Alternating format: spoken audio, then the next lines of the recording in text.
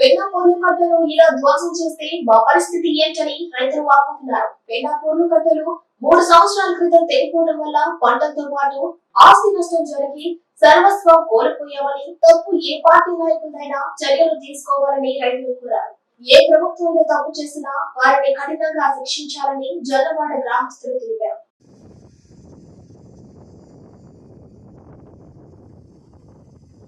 పెన్నా పూర్ణ కట్టలు ఇలా ధ్వంసం చేస్తే మా పరిస్థితి ఏంటని రైతులు వాపోతున్నారు. పెన్నా పూర్ణ కట్టలు 3 సంవత్సరాల క్రితం తెగిపోవడం వల్ల పంటలతో పాటు ఆస్తి నష్టం జరిగి సర్వస్వం కోల్పోయామని, తప్పు ఏ పార్టీ నాయకులైనా చర్యలు తీసుకోవాలని రైతులు కోరారు. ఏ ప్రభుత్వంలో తప్పు చేసినా వారిని కఠినంగా శిక్షించాలని జొన్నవాడ గ్రామస్తులు తెలిపారు.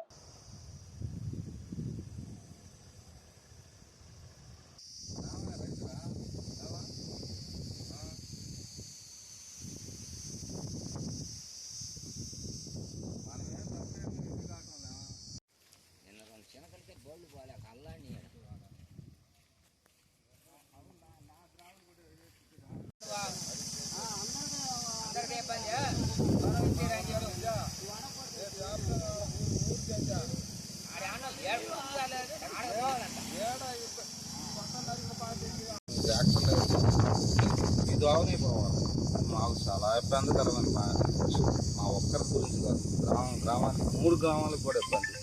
గొప్పాల రేపు వరదలు వచ్చినప్పుడు గతకాలంలో